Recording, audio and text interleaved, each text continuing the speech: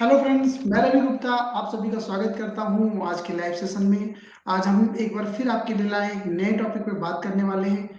आज का हमारा टॉपिक है हार्ट हेल्थ के मिथ की।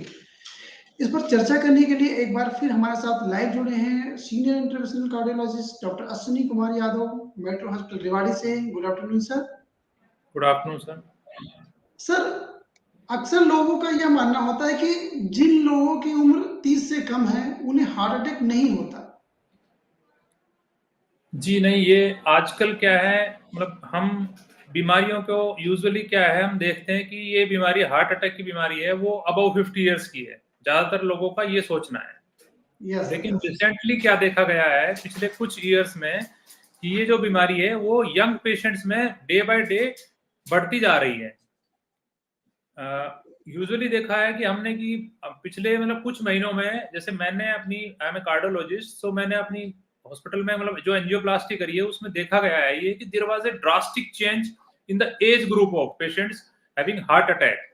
सो हार्ट अटैक के पहले पेशेंट्स थे वो अबाउट 60 होते थे मैक्सिमम, और अबाउट 50 होते थे ऑलमोस्ट ऑल। बट अभी देखा कि 20-30s के बीच में ऑलमोस्ट 80% पेशेंट्स हैं वो 20-30 इसके में। अब इसमें कॉजेज है वो अलग अलग होते हैं, कारण ओल्ड एज में कुछ अलग कारण होते हैं, यंग एज में कुछ अलग कारण होते हैं। But day by day we can say it is a disease of that occurs 10 years earlier. पहले जो बीमारी मतलब हम मान के 50 इयर्स पे होती थी वो 1 to 2 डिकेड्स अर्लियर शिफ्ट हो गई अब compare to western countries. Yes western sir. Countries होते हैं, अदर कंट्रीज होते हैं, उसमें ये बीमारी डेफिनेटली बाद में होती है, पर अपने इंडियन सिनेरियो में सिनेरियो बिल्कुल डिफरेंटली चेंज होता जा रहा है। अब उसके बहुत सारे कारण हैं, लाइफस्टाइल है, बहुत सारी चीजें हैं, तो वो day by day changes. But this is myth कि भाई यंग पेशेंट्स में हार्ट डिजीज नहीं होती, क्योंकि जेनेटिक जो फैक्टर होते हैं that importantly plays a role. और वो जेनेटिक फैक्टर जैसे फैमिली हिस्ट्री हो, जिसकी मतलब मदर फादर में, ग्रैंड फादर ग्रैंड मदर में, ब्रदर सिबलिंग्स में, उसका जो रोल है वो इसी एज पे ज्यादा होता है जेनेटिक कॉजेज का, अबाउट 20 ईयर्स पे। हाँ, 20 से बिलो अनलाइकली होता है हार्ट अटैक का। मैंने 20 से बिलो भी देखा है वैसे। I have done 2 cases of angioplasty at the age of 19 years, और मासिव जी एमआई था उनको, क्लियर कट। तो ओके ऐसा सर। नहीं, डिजीज जी यंग सर। एज पे होती है। सर, यह भी एक लोगों में मिलता है सर कि जिन्हें एक बार माइनर अटैक हुआ उन्हें भविष्य में हार्ट अटैक नहीं होगा। नहीं नहीं सर, ये बिल्कुल गलत है। बेसिकली क्या है, माइनर हार्ट अटैक हम किसको बोलते हैं, जैसे मेजर हार्ट अटैक है उसको बोलते हैं जब हमारी जो हार्ट की नस है वो 100% बंद हो जाती है, तो उसको हम बोलते हैं मेजर अटैक। उसमें क्या है, पेशेंट को सीवियर चेस्ट पेन होगा, ब्रेथलेस सांस की तकलीफ होगी, चॉकिंग सेंसेशन गले में, ये सब चीज मतलब पेशेंट को बहुत सीवियर सिम्टम्स आएंगे, जिसकी वजह से क्या होता है, पेशेंट्स को हॉस्पिटल आना ही पड़ता है। जब तक वो नहीं आएगा रिलीफ नहीं होगा। इट मींस कि पेशेंट्स को सिम्टम पता होता है कि भी ये हार्ट अटैक के सिम्टम्स हैं।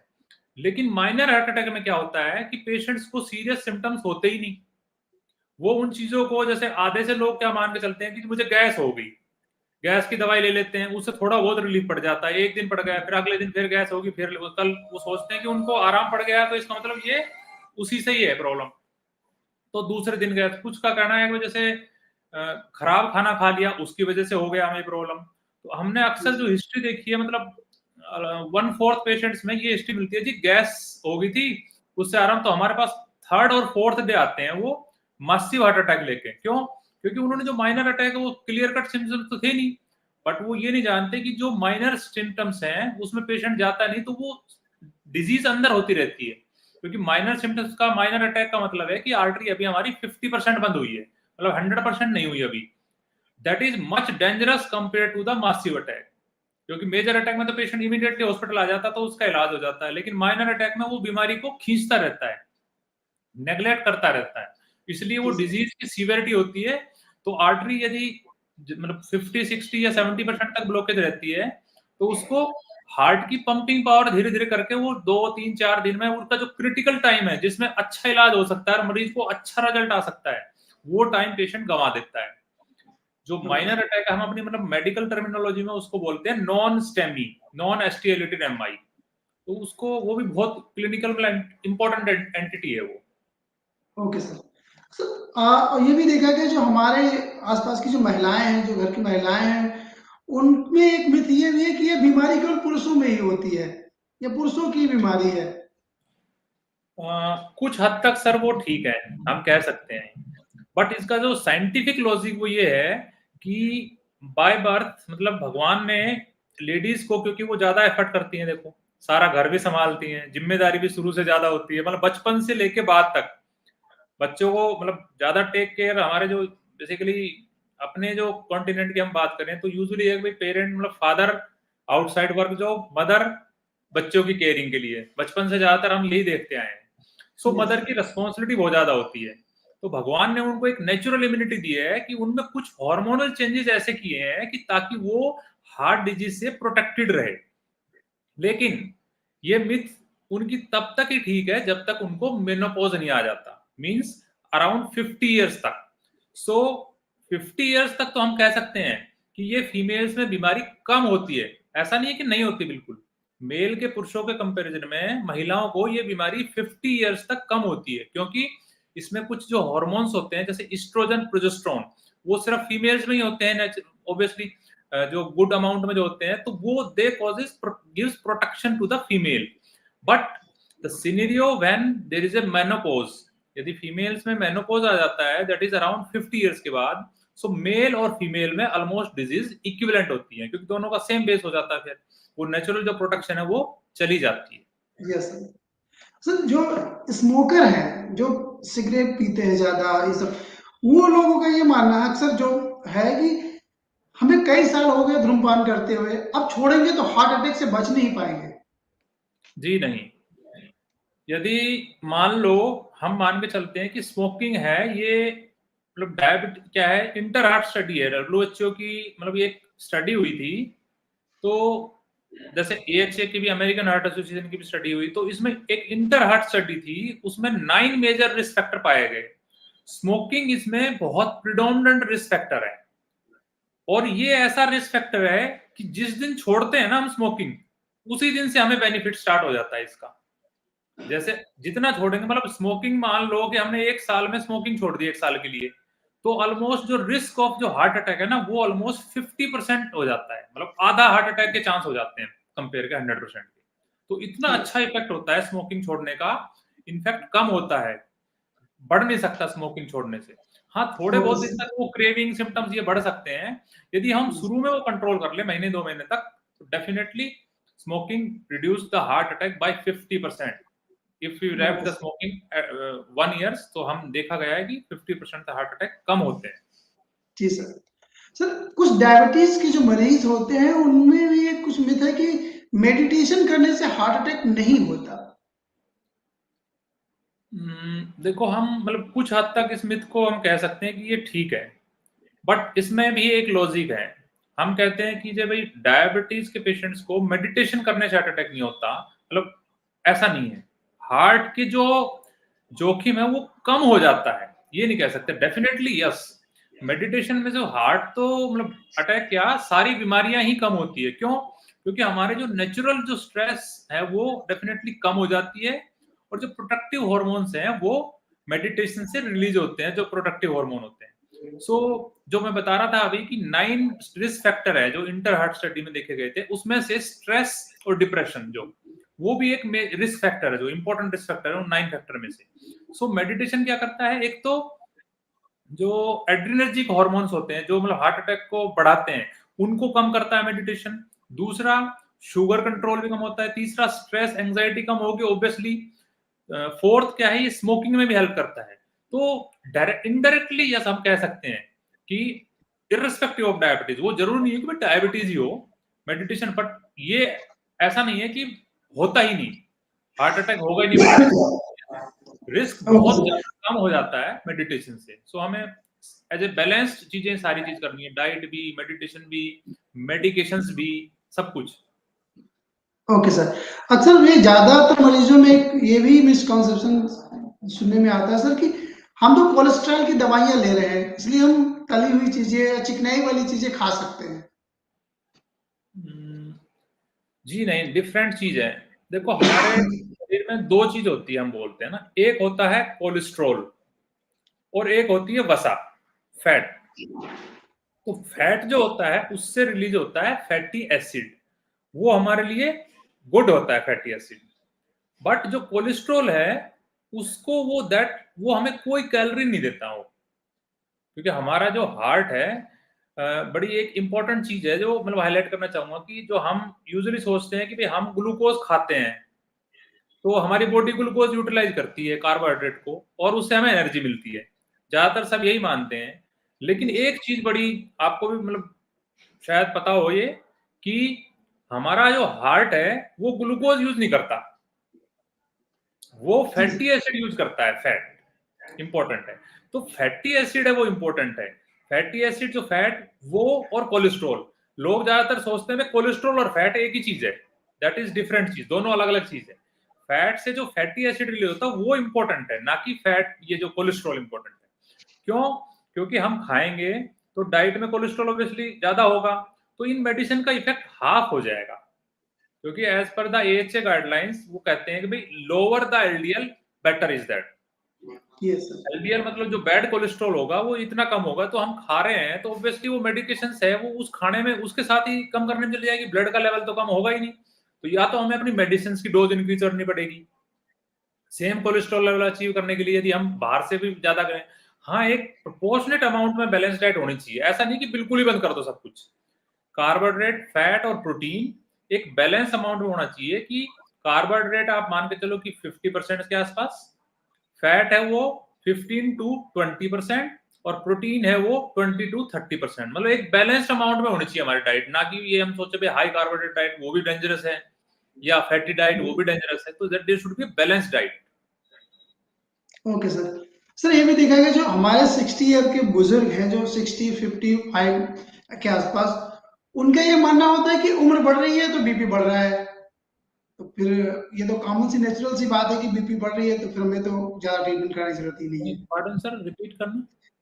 जो 60 एज के जो बुजुर्ग हैं, जी उनका जी। ये मानना है कि जब उम्र बढ़ती है तो बीपी तो बढ़ता ही है। अच्छा अच्छा, जी जी जी। देखो क्या होता है, मतलब ऐसा उनकी हद कुछ बात उनकी भी ठीक है, ये है ना, उनका सोचना ठीक है। बट हम इसको ये नहीं सोचें कि भाई इस उम्र पे बढ़ना बीपी भी नॉर्मल है, उसको नॉर्मल ना लेकर चलें। क्यों? क्योंकि जैसे जैसे एज बढ़ती है क्या होता है कि जो हमारी जो खून की जो नसें होती हैं, आर्टरीज होती हैं, उसमें धीरे धीरे मतलब कैल्शियम डिपॉजिट होने लग जाता है। तो वो यंग एज पे मतलब बिलो 50 तक वो क्या है, फ्लेक्सिबल रहती है, जैसे पाइप होती है उसको कहीं भी तोड़ लो मरोड़ लो। हमारे घर पे जैसे पाइप होती है, मान लो यदि वो क्या होता है गर्मी के मौसम में खासकर, कहीं भी तोड़ लो, कूलर में जो पानी भरते हैं पाइप को, वो कहीं फ्लेक्सिबल होती है, कभी नहीं टूटती। लेकिन उसी पाइप को हम क्या देखते हैं, यदि सर्दियों में बाहर रह जाए वो, तो आप सुबह बिल्कुल मान लो दिसंबर जनवरी के महीने में यदि वही पाइप बाहर रह जाए और उसको सुबह 6 बजे उठ कर आप मोड़ोगे एकदम, तो वो टूट जाएगी वो। क्यों? क्योंकि वो इतनी हार्ड होगी, वो कोल्ड से होगी। ऐसे सेम सिनेरियो हमारी जो खून की नसें होती है ना, उनका भी सेम सिनेरियो होता है। वो एज के साथ साथ क्या होता है कि कैल्सिफाइड हो जाती है वो उनकी उसमें, तो वो स्टिफ हो जाती है, स्टिफ। तो नॉर्मल जो ब्लड प्रेशर जो होता है कि ब्लड जैसे पंप होता है ना, तो क्या होगा, आर्टरीज ऐसे फ्लेक्सिबल होती है ज्यादा, जैसे बैलून की तरह यंग एज पे। लेकिन जैसे जैसे एज होती है तो फ्लेक्सिबल कम हो जाती है, वो हार्ड हो जाती है। तो सेम अमाउंट ऑफ जो ब्लड जितने प्रेशर से जाएगा तो वो हाई प्रेशर जनरेट करेगा। क्यों? क्योंकि वो फ्लेक्सिबिलिटी खत्म हो गई, उनकी स्ट्रेंथ जो स्ट्रेंथ, तो इसलिए वो ज्यादा स्टिफ हो गई तो ब्लड प्रेशर बढ़ने लग जाता है। अब इस चीज का बढ़े बीपी का इस एज पे मान लो उनका मानना कुछ ठीक है भाई ब्लड प्रेशर बढ़ जाता है, लेकिन एक लिमिट होती है।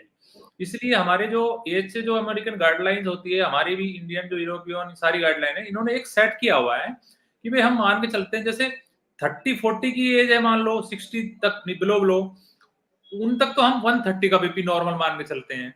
तो उन्होंने उसी हिसाब से उसको 140 का बीपी नॉर्मल बता दिया उन्होंने, है ना, 150 तक। बट ऐसा नहीं है, मतलब 140 तक नॉर्मल है। यदि 150 से या 140 से मतलब 140 टू 150 वो बॉर्डर लाइन है। यदि उससे नीचे जाने मतलब उससे ऊपर जाए, मतलब अब ऊपर वाला जो सिस्टोलिक ब्लड प्रेशर बोलते हैं, सो उसके कुछ अपने रिस्क फैक्टर होते हैं, जैसे हार्ट अटैक के चांस ज्यादा बढ़ जाते हैं, स्ट्रोक लकवे के चांस बढ़ जाते हैं, किडनी फेलियर के चांस ज्यादा बढ़ जाते हैं, हार्ट फेलियर के चांस ज्यादा बढ़ जाते हैं, ज्यादा ब्लड प्रेशर रहा तो इसलिए यस सर। वो बढ़ना ठीक है, ज्यादा बढ़ता है, बट ऐसा नहीं है कि वो नॉर्मल हो, वो अब नॉर्मल है। उसको हमें ट्रीट करना चाहिए, एटलीस्ट अपने डॉक्टर के पास जाके हमें चेकअप कराना चाहिए, क्या कॉज है, सारा, और कोई रिस्क फैक्टर हो, मान लो जैसे शुगर पता लगता है कुछ पेशेंट्स में, हमें इंसिडेंटली पेशेंट को नहीं पता होता है, तो हमें रिस्क फैक्टर आइडेंटिफाई करने हैं यदि ब्लड प्रेशर बढ़ा है तो, भी और क्या क्या रिस्क फैक्टर है बीपी के अलावा। ओके सर, ऐसा भी लोगों का मानना है सर कि जिन पेशेंट की एंजियोप्लास्टी हो गई है उन्हें दोबारा हार्ट अटैक का खतरा नहीं होगा। जी नहीं, ऐसा बिल्कुल गलत है उनका सोचना। देखो, मान लो पहले टाइम किसी को हार्ट अटैक हो गया, तो इसका मतलब उसमें क्या प्रॉब्लम थी, कुछ ना कुछ प्रॉब्लम होगी तभी हार्ट अटैक हुआ है। और उसमें मेजर प्रॉब्लम क्या होती है कि हमारी जो आर्टरीज होती हैं उनके अंदर प्लक जम जाता है। प्लक जैसे कोलेस्ट्रॉल धीरे धीरे जमता जाता है, तो हार्ट की जो आर्टरीज है वो, उनका ल्यूमन है वो धीरे धीरे धीरे धीरे नैरो होता चला जाता है, ये छोटा होता चला जाता है। क्यों? क्योंकि उसमें कोलेस्ट्रॉल प्लक जम जाता है। अब हम इसमें क्या करते हैं, उस पेशेंट्स की, जैसे जिसको हार्ट अटैक हुआ है, इसका मतलब उसकी टेंडेंसी है कि उसके अंदर प्लक जम रहा है।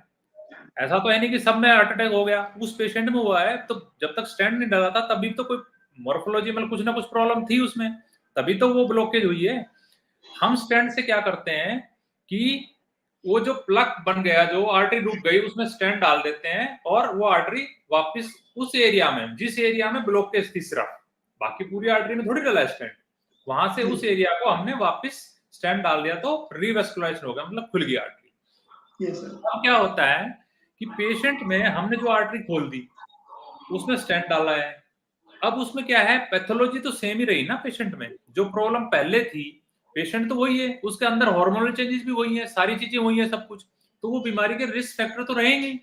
हम क्या यस। करते हैं, स्टेंटिंग के बाद भी मेडिसिन देते हैं, जो मतलब खून पतला वाली मेडिसिन बोलते हैं, कोलेस्ट्रॉल कंट्रोल करने वाली मेडिसिन बोलते हैं, ब्लड प्रेशर, किसी को शुगर है तो उसको शुगर की medicine, plus meditation, yoga. Risk factor है, जैसे कोई स्मोकिंग है तो उनको बताते हैं स्मोकिंग नहीं करो, तो हम ये सारे रिस्क फैक्टर कंट्रोल करते हैं, तो हम उसकी जो पहले बीमारी थी उसको कंट्रोल करते हैं। पर इसका मतलब ये नहीं है कि उसको एक बार हार्ट अटैक हो गया तो दोबारा हार्ट अटैक नहीं हो सकता। इनफैक्ट यदि जिसको पहले हार्ट अटैक हो चुका और एंजियोप्लास्टी हो चुकी, यदि वो ये सारे रिस्क फैक्टर कंट्रोल ना करें, जैसे दवाई भी ना ले, स्मोकिंग करें, तो ये जो स्टेंट के अंदर ब्लॉकेज है ना, वो बहुत ही हाई चांस हो जाते हैं, और दोबारा हार्ट अटैक होता है वो मच सीवियर हो सकता है, क्योंकि हार्ट है वो पहले वीक होता है, कुछ ना कुछ तो वीक पड़ जाता है। पहले नॉर्मल हार्ट में अटैक हो तो आदमी झटका झेल गया, लेकिन वीक हार्ट में यदि दोबारा अटैक हो जाए तो वो ज्यादा सीवियर, मतलब मोर्बिडिटी हो जाती है, उसका जोखिम ज्यादा बढ़ जाता है मतलब उसका। तो इसलिए ऐसा नहीं है कि एक बार अटैक हो गया तो प्रोटेक्टेड हो गए बस, वो तो कहीं भी कुछ भी कर सकते हैं, उनको अटैक नहीं होगा। This is a wrong myth. Sir ji sir. Sir कुछ लोग ये मानते हैं जो ड्रिंकर है कि शराब पीने से तो हार्ट अटैक नहीं होगा। उनको कुछ हद तक बोल सकते हैं कि ठीक है, और ज्यादातर लोग गलत भी है। उसका मीनिंग क्या है, देखो, जो अल्कोहल है वो मतलब बेसिकली उसके दो कॉज होते हैं कि मतलब हम किस वे में कह सकते हैं कि भी ये प्रोटेक्टेड नहीं है, किस वे में कह सकते हैं प्रोटेक्टेड है। देखो, जो भी गाइडलाइंस है ना, उसमें भी ये कहा गया है, उन इंटर स्टडी जो मैंने 9 रिस्क फैक्टर बताए थे, एक्सेसिव अल्कोहल कंजप्शन है ना, जो दैट इज मच डेंजरस। देखो, उसमें दो चीज है, एक तो एक्सेसिव अल्कोहल से क्या होगा कि पेशेंट को साइकोलॉजिकल प्रॉब्लम होगी, पहली चीज है ना, तो उससे वो अपनी मेडिकेशन डिसकंटिन्यू कर देगा। कोई भी रिस्क फैक्टर की, मान लो जैसे बीपी की दवाई चल रही, शुगर की, तो वो बंद कर देगा अल्कोहल की वजह से, ज्यादा अल्कोहल लेता है तो मान लो वो एडिक्टेड हो गया। तो दूसरा क्या है, ट्रोमेटिक चांस बढ़ जाएंगे, ट्रॉमा के, भाई हेड इंजरी और भी तो रिस्क फैक्टर हो सकते हैं। उसके बाद क्या है कि ये हार्ट डिजीज के भी रिस्क फैक्टर ज्यादा बढ़ जाते हैं। तीसरा, अल्कोहल में क्या होता है, हार्ट की धड़कन की प्रॉब्लम होती है एक्सेसिव अल्कोहल से, एट्रियल फिब्रिलेशन, उसके चांस ज्यादा बढ़ जाते हैं, क्लोटिंग के चांस ज्यादा बढ़ जाते हैं, तो ऑब्वियसली हार्ट अटैक के चांस ज्यादा बढ़ेंगे यदि एक्सेसिव अल्कोहल। हाँ, यदि अल्कोहल को लिमिटेशन अमाउंट में किया जाए, जैसे 1 पैक इन फीमेल और 2 pack per day in males, हाँ वो कुछ प्रोटेक्टेड रहते हैं। बट ऐसा नहीं है कि ज्यादा अल्कोहल लेंगे तो प्रोटेक्टेड होगा, ज्यादा लेंगे नहीं, उसकी लिमिट है, ये जो सेट जो मैंने बताई है, यदि उस लिमिट में रहे तो that is may be protective. Okay sir. Sir कुछ ये मिथ ये भी है सर कि कुछ का मानना है कि मैं तो मल्टीविटामिन खाता हूँ तो मुझे हार्ट की बीमारी नहीं होगी। Please sir repeat. मैं मल्टीविटामिन की गोलियां लेता हूँ, मल्टीविटामिन खाता हूँ तो मुझे हार्ट की बीमारी नहीं होगी। देखो, मल्टीविटामिन में सर क्या है, पहली बात तो कि ज्यादातर जो जो विटामिन खाते हैं वो सिर्फ ओनली बी कॉम्प्लेक्स होते हैं, विटामिन बी कॉम्प्लेक्स होते हैं ज्यादातर सारे विटामिन जो भी कैप्सूल होते हैं वो, यूजुअली जो ओवर द काउंटर खाते रहते हैं अपने आप, तो उसमें क्या होता है, कुछ पेशेंट्स मल्टीविटामिन के साथ साथ कैल्शियम सप्लीमेंट भी लेते हैं एक्सेसिव। तो ये जो अनसुपरवाइज जो कैल्शियम और विटामिन इनटेक है, समटाइम्स ये कुछ डेंजरस भी हो सकता है यदि इनको लिमिट से ज्यादा लिया जाए। जैसे कैल्शियम खासकर हम ज्यादा अमाउंट में लें तो वो हमारी आर्टरीज में डिपॉजिट होता रहता है यदि एक्सेसिव कैल्शियम ले तो हम, भाई जब जरूरत हो, जितनी जरूरत हो, जितनी डोज हो उसमें ले तो दैट इज हेल्पफुल। लेकिन कई बार क्या होता है कि ओवर ईटिंग, मतलब ओवर इनटेक हो जाता है ये। सो फैट सोल्यूबल विटामिन है वो तो क्या होते हैं, जैसे विटामिन ए, डी, ई और के। सो विटामिन के है क्या करता है, ब्लड को क्लोटिंग करता है, खून को गाढ़ा बनाता है, जो विटामिन के वाले सप्लीमेंट होते हैं।